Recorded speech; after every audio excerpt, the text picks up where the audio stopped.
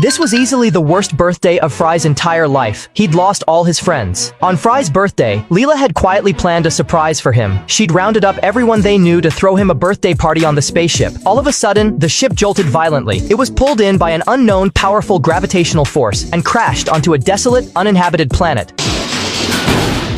Coming out!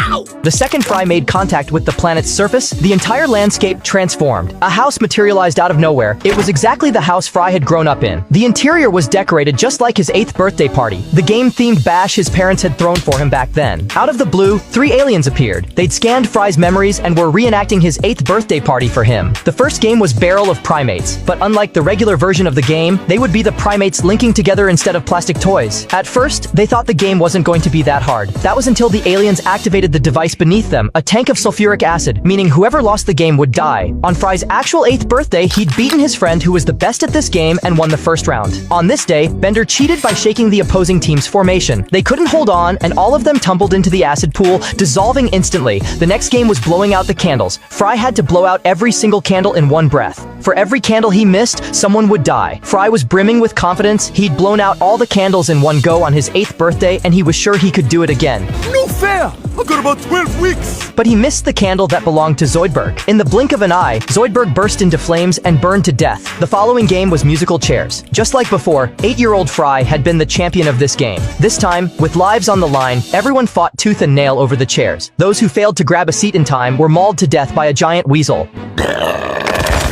The deadly games didn't stop for a second, even as more and more people perished, including Leela, the person Fry loved most. The only constant through it all was that Fry kept surviving. Finally, the last game arrived. Only Fry, Bender, and an old woman were left standing. Their task was to pin a tail on a donkey.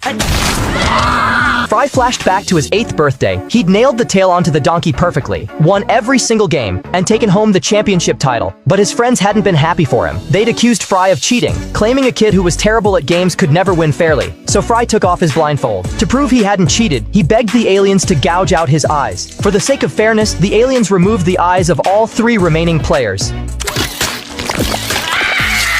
As soon as the game started, the old woman was eaten by the donkey. Fry and Bender decided to team up, but Fry couldn't see a thing without his eyes. He accidentally pinned the tail onto Bender instead of the donkey, and Bender died instantly. Fry was the sole survivor. He was also the winner of the party. Just like on his 8th birthday, Fry didn't feel an ounce of joy, because he'd lost all his friends. But the next moment, everyone who died came back to life. How the schmeck are we alive? The machine can easily bring people back to life. Did I not mention that either? The aliens also departed the planet. Fry's birthday party didn't seem quite so terrible anymore, but on his actual 8th birthday, Fry's mom had wanted him to be a winner just once, so she'd been